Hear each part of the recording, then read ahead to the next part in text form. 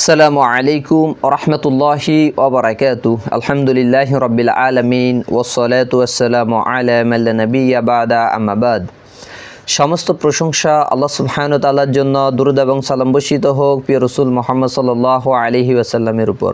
প্রিয় মুসলিম ভাই এবং বন্ধুগণ, ঈদ ও মিলাদুন নবীর হুকুম সম্পর্কে জানবো আমরা ইনশাআল্লাহ।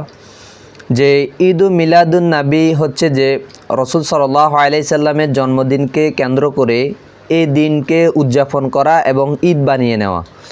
অনেকে এটাকে সকল ঈদের সেরা ঈদ, অর্থাৎ ওই যে দুইটি ঈদ আমরা পালন করি, ঈদুল আজহা, ঈদুল ফিতর, ওই দুই ঈদ থেকে রাসূল সাল্লাল্লাহু আলাইহি সাল্লামের জন্মদিন হচ্ছে যে সবথেকে বড় ঈদ। এর আলোকে রাষ্ট্রীয়ভাবেও ছুটির ব্যবস্থা রয়েছে। তো ঈদ ও মিলাদুন নবী হচ্ছে যে রাসূল সাল্লাল্লাহু আলাইহি সাল্লামের জন্মকেন্দ্রিক। তো রাসূল সাল্লাল্লাহু আলাইহি সাল্লামের জন্ম যে 12ই রবিউল আউয়াল, এটি সুস্পষ্ট নয়।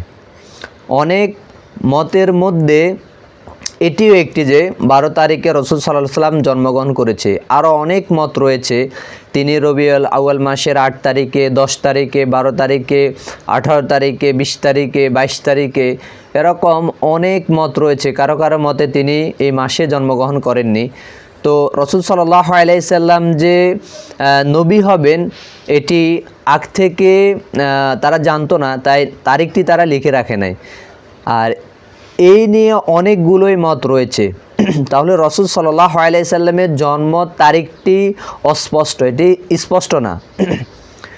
আর এই 12 তারিখকে কেন্দ্র করে যে যারা এটাকে সকল ঈদের সেরা ঈদ, মানে সবথেকে বড় ঈদভাবে উদযাপন করছে, তো এই উদযাপন রাসূল সাল্লাল্লাহু আলাইহি সাল্লাম তিনি করেছেন কিনা। নবুয়তের পর থেকে নিয়ে প্রায় 23 বছর রাসূল সাল্লাল্লাহু আলাইহি সাল্লাম জীবিত ছিলেন, তিনি কখনো এই দিনটিকে উদযাপন করেননি, কোনো হাদিস প্রমাণ করে না। এবং সাহাবায়ে কেরাম তারা জীবিত ছিল প্রায় 110 হিজরি পর্যন্ত, তো তারা কখনো এই দিনটিকে উদযাপন করেনি। তাবিরা কখনো উদযাপন করেনি, তাবিরা কখনো উদযাপন করেছে এ মর্মে কোনো প্রমাণ নেই। তাহলে এটি স্পষ্টই বোঝা যাচ্ছে যে নিকৃষ্টতম একটি বেদাত। রাসূল সাল্লাল্লাহু আলাইহি সাল্লামের জন্মদিনকে উদযাপন করা, এই দিনটাকে সকল ঈদের সেরা ঈদ বানিয়ে নেওয়া, এটি হচ্ছে যে নিকৃষ্টতম একটি বেদাত। বেদাত হচ্ছে যে যেই আমলটি, যে কাজটি শরীয়তের মধ্যে পূর্বে ছিল না, পরবর্তীতে এটাকে সংযোজন করা হয়েছে, তৈরি করা হয়েছে।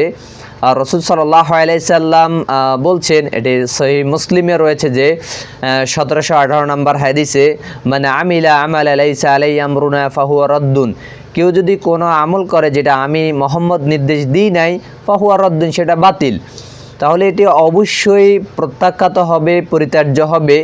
এবং যারা এই রকম কাজ করবে, নতুন বানানো আমল করবে, শরীয়তের মধ্যে নতুন করে সংযোজন করবে আমল এবং কর্মকাণ্ড, তো তাদের পরিণতি হচ্ছে যে রাসূল সাল্লাল্লাহু আলাইহি সাল্লাম বলছেন, এটি সহিহ মুসলিমের 1890 নম্বর হাদিসে এসেছে যে কুল্লু বিদাতিন দলালাহ, প্রত্যেকটি বেদাত হচ্ছে যে দলালা, গোমরাহি, প্রদ্ভষ্টতা, ওয়াকুল্লু দলালাতিন ফিন্নার।